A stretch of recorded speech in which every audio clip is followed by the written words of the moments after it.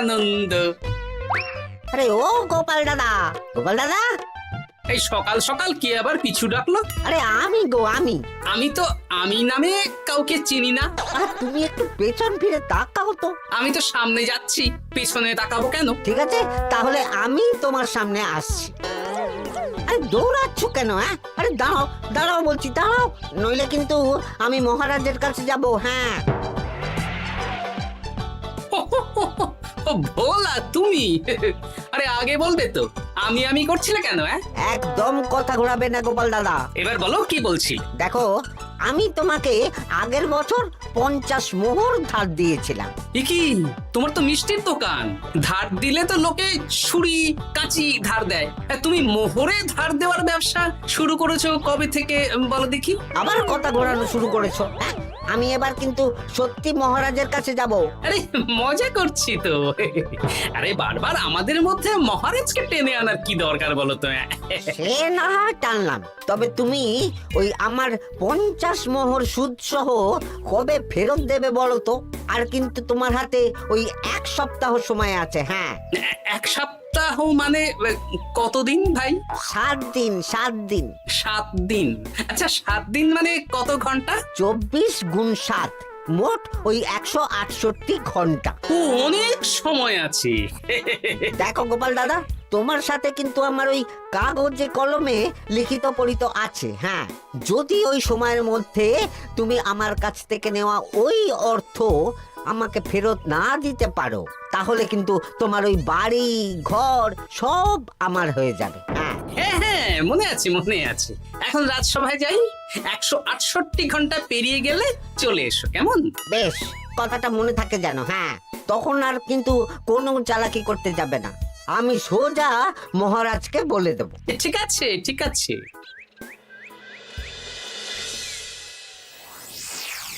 দেখুন মহারাজ, নিজের চোখেই দেখুন, সবাই হাজির, শুধু গোপাল ধা।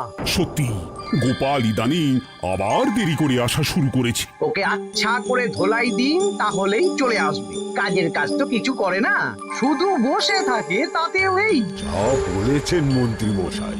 আমার মতে গোপালকে রাজসভাতেই বেঁধে রাখুন, তাহলে আর বাড়িতে যেতেও হবে না, আর দেরি করে আসবেও না। রোজ রোজ গোপাল করে রাজসভায় আসতে দেরি, তাই এবার তার পায়ে পড়াতে হবে বেড়ি। এই তো মহারাজ চলে এসেছি। আর বলবেন না, রাস্তায় ভোলা ময়রা চেপে ধরছিল। থাক, আর অজুহাত দিতে হবে না। নেহাত ভাগ্যের জোরে এই রাজসভার চাকরিটা পেয়েছিল। মহারাজ ভালো মানুষ, তাই তোমাকে পুষছেন। আচ্ছা আপনি কি বলতে চাইছেন কি? আমি বলতে চাইছি যে মহারাজ যদি তাড়িয়ে দেন, তাহলে তোমার কি কিছু করে খাওয়ার যোগ্যতা আছে গোপাল? আপনার নিজের যোগ্যতা আছে? আছে বলেই মুখ ফুলিয়ে বলছি। হ্যাঁ, মন্ত্রী এটা একটা ভালো প্রসঙ্গ তুলেছে।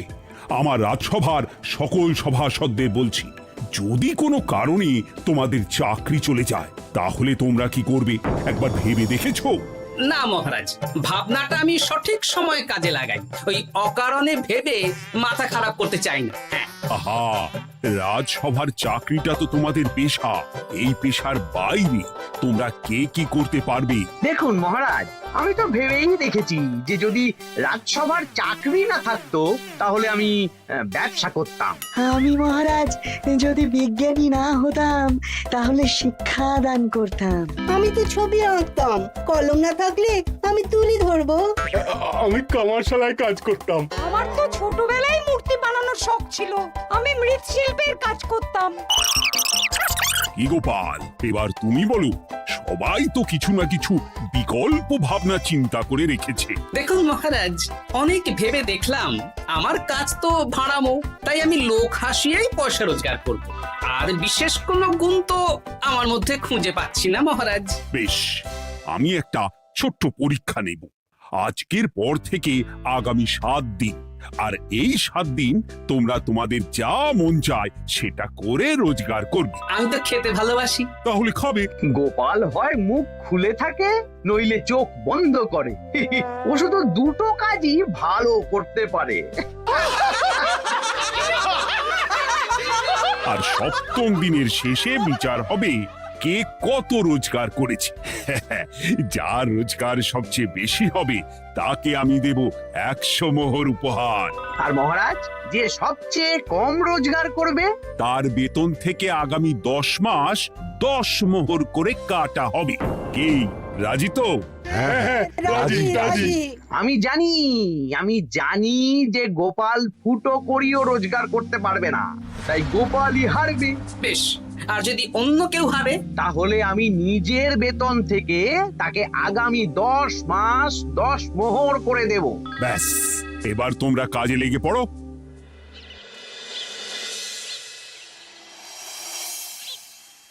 এ কি গিন্নি, আজকেও নিরামিষ? হ্যাঁ, আজকেও নিরামিষ খেতে হয়। হ্যাঁ, রোজই তো কিছু না কিছু একটা লেগে আছে তোমার। আমাদের পুরো শরীরটাই তো আমিষ। হ্যাঁ, তাহলে আমিষ খেতে বাধা কিসের বলো দেখি? বেশি তর্ক করতে হবে না বাপু, তা তোমাকে ডিম বানিয়ে দেবো। হ্যাঁ, না, আমি মানুষই। ঠিক আছে গিন্নি। আরে তোমাকে ডিম বানাবো বলেছি নাকি? আমি বললাম তোমার জন্য ডিম বানিয়ে দেবো। জন্যটা তো বলনি তখন। আরে তাড়াতাড়ি দাও, তাড়াতাড়ি দাও। এখন কদিন শুধু খাবো আর ঘুমাবো, 7 দিন ছুটি। ছুটি মানে? সেসব পরে বলবো গিন্নি। যাও গিয়ে ডিম সেদ্ধ বসাও।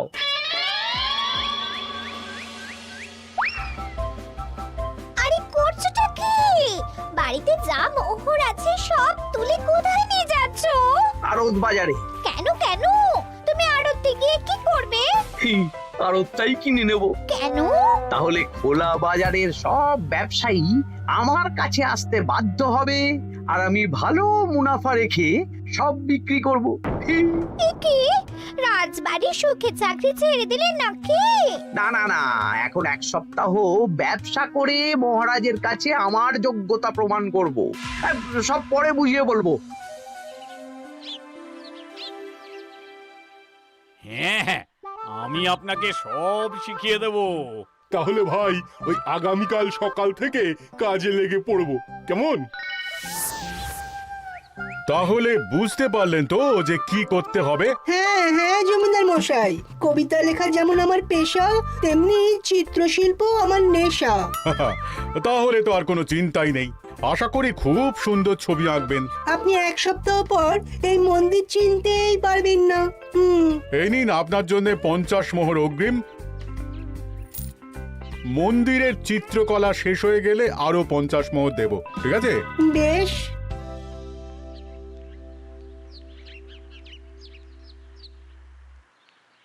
এই হাত চালা, হাত চালা। হাত পা সবই তো চালাচ্ছি মন্ত্রী মশাই। আপনি এত শাকসবজি আনাজ দিয়ে করবেনটা কি?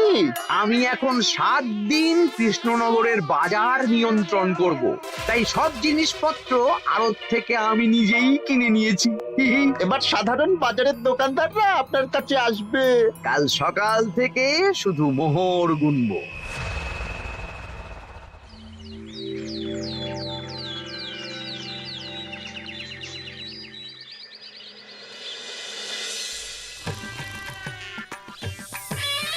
আরে এত বেলা হয়ে গেল, আর কত পড়ে পড়ে তুমি ঘুমোবে? এত লম্বা ছুটি পেয়েছি, এখন তো বিশ্রাম নিতেই হবে গিন্নি। কিন্তু পুকুর ঘাটে গিয়ে তো আমি অন্য কথা শুনলাম।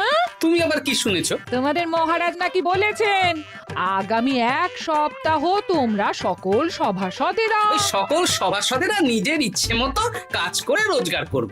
আমার কাজ তো ভাড়ামো করা, তাই ভাড়ামোর সুযোগ এলে সেটাই করব। কিন্তু যদি সুযোগ না আসে, তাছাড়া যার রোজগার সবচেয়ে কম হবে তার তো বেতন থেকে 100 মোহর কাটা হবে গো। এই খবরও পেয়ে গেছো? বাবা, পুকুর ঘাট না পরনিন্দা পরচর্চা কেন্দ্র? হ্যাঁ, ওসব বাজে কথা বাদ দিয়ে কোনো কাজ শুরু করো, কাজ শুরু করো। এরকম গা এলিয়ে শুয়ে থাকলে ভগবান এসে তোমাকে পয়সা দিয়ে যাবে না গো। গোপাল দাদা, ও গোপাল দাদা, বলছি গোপাল দাদা কি খবর গো? এই তো গতকাল তোমার সাথে কথা হলো, আজ একেবারে বাড়িতেই চলে এসেছো। তোমার যা হালচাল তাতে তো মনে হচ্ছে ওই কদিন পরে বাড়িটা আমারই হবে। আর সেই আশাতেই বসে থাকো। এই ভোলাময়রা এসেছে কেন গো? এসব কি বলছে? মা ঠাকুরুন, আপনার কাছে আর কি লুকাবো? বহুদিন আগে গোপাল দাদা আমার কাছে 50 মোহর ধার নিয়েছিল। সেই ধারের থেকে 5 মোহরা এখনো আমাকে শোধ করেনি। সে কি?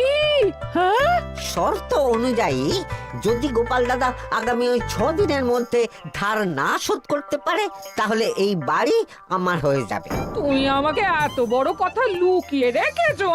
না, আমি বলবো বলবো করে বলা হয়ে ওঠেনি আর কি। এবার আপনি দেখুন গিন্দিমা কি করবেন। ভিটে মাটি ছেড়ে কোথায় গিয়ে উঠবেন দেখুন। কি গো, এতেও তোমার হুঁশ হয় না? ধুর, এই অযথা চিন্তা করো না তো, কিছু না কিছু একটা হয়ে যাবে।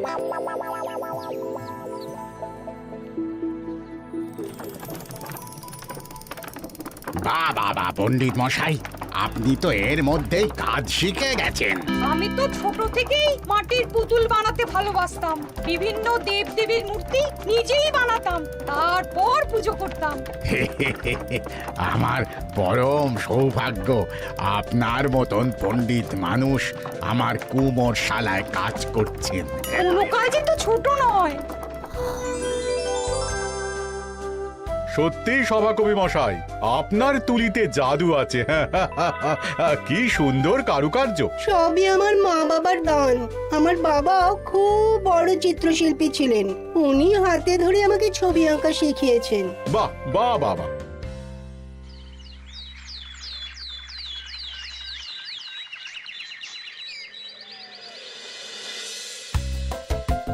এই যে পুটি, আজকে তো একটা মজার জিনিস শেখাবো।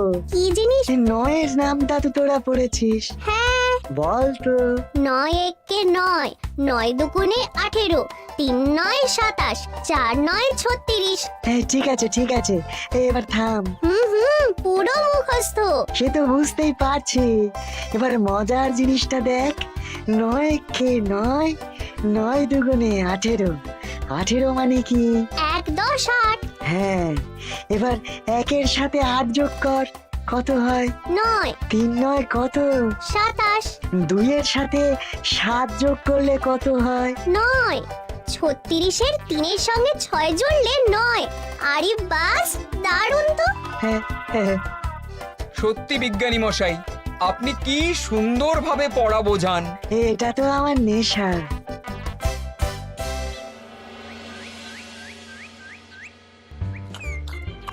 বলছি, তুমি তো দিব্যি বাড়িতে বসেই আছো, কিছুই তো করছো না। সত্যি বলো তো, তুমি ভাড়া মোছাড়া আর কি কিছু করতে পারো? এই এই, আদেশ করতে পারি। গেনি, একটু তরকারি দাও তো, জলের ঘটিটা দাও না। যত সব। আচ্ছা, সত্যি তো ভাঁড় না হলে আমি কি হতাম? আমি কুমোর হতাম। মাটির কাজ শুনেছি খুব সোজা। যাই, কুমোর পাড়ায় যাই।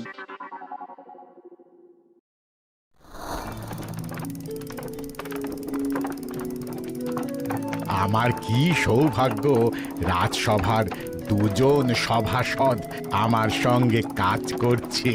আচ্ছা, এইভাবে ঘোরাবো? এইটা হলো না, হলো না। এটা কি মুড়ির মোয়া নাকি? দাও, আমাকে করতে দাও, তুমি অন্য কিছু করো।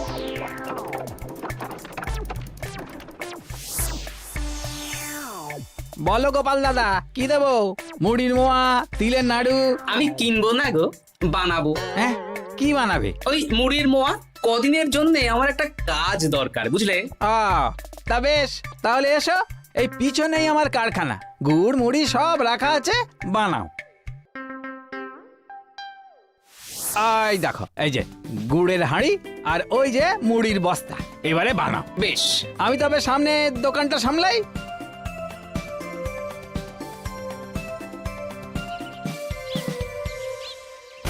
এ কিসের আওয়াজ হলো?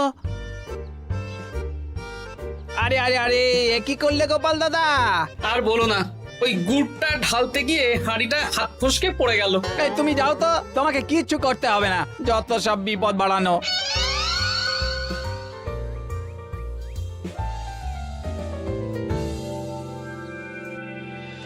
তোমার দ্বারা কিছুই হবে না। হ্যাঁ, সত্যি তো, আমার দ্বারা যে কিছুই হবে না গিন্নি। তাহলে তুমি করবেটা কি? এমন করে বলো না গিন্নি, সবারই খারাপ সময় যায়। আর খারাপ ভালো, যে সামান্য মুড়ির মোয়া বানাতে পারে না তার মুখে এসব মানায় না, মানায় না। এদিকে বাজারে সবজির দাম হু হু করে বেড়ে গেছে। তাই নাকি? বলি তুমি জানবে কি করে?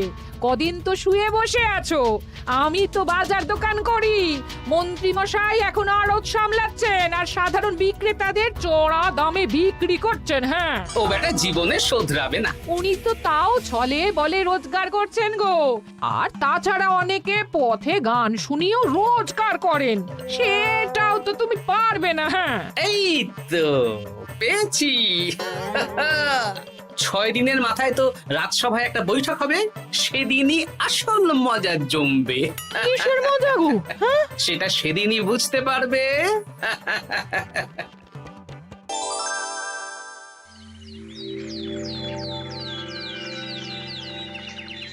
তারপর বলো, আজ তো ষষ্ঠ দিন, আজ অবধি তোমরা কে কত কত রোজগার করেছো? মহারাজ, আমি এখনো অবধি 200 মোহর। বাহ বাহ বাহ! আমি মহারাজ 15 মোহর। আমি 5 মোহর। বিভিন্ন বাড়িতে বাচ্চাদের পড়াচ্ছি, শিক্ষাদান করছি দিনরাত। সেনাপতি, আমি 10 মোহর পেয়েছি, আরো পাবো। আমি 50 মোহর অগ্রিম পেয়েছি, আরো পাবো আগামীকাল। বাহ বাহ বাহ! সবাই তো ভালোই রোজগার করেছো। আর গোপাল, তুমি বলো। মহারাজ, আমি এখনো অবধি কোনো রোজগার শুরু করিনি। আমি আগেই বলেছিলাম গোপাল একটা কানা করিও রোজগার করতে পারবে না। আসলে মহারাজ, আমি আজ সকালেই আমার প্রতিভা খুঁজে পেলাম। তোমার আবার কি প্রতিভা? আমি ভালো গান গাইতে পারি মহারাজ। আমার ছোট্টবেলার ইচ্ছে ছিল আমি রুদ্ধদ্বার সভা করব, গান গাইবো, আর দর্শক বা শ্রোতারা আমার গান শুনে আমাকে পয়সা দেবে। বাহ বাহ বাহ! তা শোনালি না কেন? আমি চাই আপনারা সবাই আমার বাড়িতে আসুন, আমার গান শুনুন। এই না না না না না, তোমার গান শুনে অর্থ ব্যয় করতে পারবো না গোপাল। যদি শোনাতে হয় তো বিনামূল্যে শোনাও। তুমি ভেবেছো কায়দা করে গান শুনিয়ে রোজগার করবে? সেসব চালাকি কিন্তু চলবে না। না মহারাজ, আমার গান শুনতে আসার জন্য একটা কানা করিও খরচ করতে হবে না। আমি বিনা পারিশ্রমিকে গান শোনাবো। বেশ, তাহলে কবে শোনাবে বলো? এখনই চলুন, শুভস্য শীঘ্রম। আবার যেতে হবে কেন? এখনই শোনাও। আমার আবার নিজের বাড়ি ছাড়া প্রতিভা বিকশিত হয় না। বেশ তো, এই কদিন টানা কাজ করেছি, তোমার গান শুনে মনটা যদি ফুরফুরে হয়ে যায় ভালো তো। চলো গোপাল। আসুন আসুন, সবাই ভিতরে আসুন, আসন পাতা আছে, সবাই বসুন। নাও, এবার গান শুরু করো। দাঁড়ান মহারাজ, আমার গান আমি বাইরের লোককে শোনাতে চাই না। কু কু বাবা, আবার কোকিলের মতন আওয়াজ করছে। কু।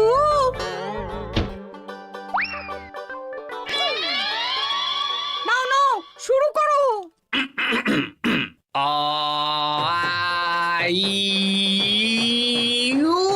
ওরে বাবা রে বাবা! আরে এত চিৎকার করছো কেন? থামো থামো থামো! এটা ভালো লাগছে না? অন্য গান শোনাচ্ছি তাহলে। আকাশে মেঘে বাতাসে বায়ু, জ্যোতিষী বলেছে আমার 100 বছর আয়ু। আরে থামো থামো, আরে কান ঝালাপালা হয়ে গেল। না, থামতে আমি পারবো না, গান শুনতেই হবে। ওরে ওরে বাবা রে বাবা, এই কানে তালা লেগে গেল, আমি পালাই। পালাতে পারবেন না, বাইরেও তালা দেওয়া আছে। বাইরে তালা খুলতে বলো। বাইরে বেরোতে হলে প্রত্যেককে 100 মোহর দিতে হবে। আমরা তো আগেই বলে দিয়েছি তোমার গান শোনার জন্য কোনো পয়সা দিতে পারবো না। এটা তো গান শোনার জন্য নয়, বাইরে যাওয়ার জন্য। আমার গান শুনতে আসার জন্য কোনো অর্থ লাগে না, গান শুনে বাইরে বেরোতে গেলে অর্থ লাগবে। জনপ্রতি 100 মোহর মাত্র। কি জ্বালাতন! হয় দিন, নইলে আবার শুরু করছি। থামো থামো। আপনারা কি সবাই দেবেন না এখানেই থাকবেন? এই আমার কাছে এখন 50 মতন মোহর আছে। আমার কাছে 5 মোহর আছে। সে আমি লোক পাঠাচ্ছি আপনাদের সবার বাড়িতে, পুরো অর্থ পাবো, তারপর সবাইকে ছাড়বো। আচ্ছা, এটা কি ঠিক করলে গোপাল? দেখুন মহারাজ, আমি কথা নিয়ে খেলি। সব সভাসদেরা 6 দিন খেটে যা না রোজগার করেছে, আমি শুধু বুদ্ধির জোরে আর ভাড়ামো করে ঘন্টা খানিকের মধ্যে তার থেকে বেশি রোজগার করে নিলাম।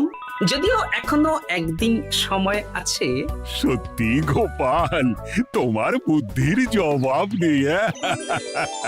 মন্ত্রী মশাই, যে সবচেয়ে কম রোজগার করবে আপনাকে কিন্তু তাকে আগামী 10 মাস 10 মোহর করে দিতে হবে। হ্যাঁ নয় হ্যাঁ, এরকমই তো তুমি মুখ বড় করে বলেছিলে। গিন্নি কই গো, ভোলাকে ডেকে আনো, ওর ধার আজকেই শোধ করে দেব। হ্যাঁ যাচ্ছি। হ্যাঁ, আমরাও যাচ্ছি। গোপাল, কালকে রাজসভায় এসে তোমার পুরস্কারের অর্থটাও নিয়ে যেও। সে তো নিশ্চয়ই।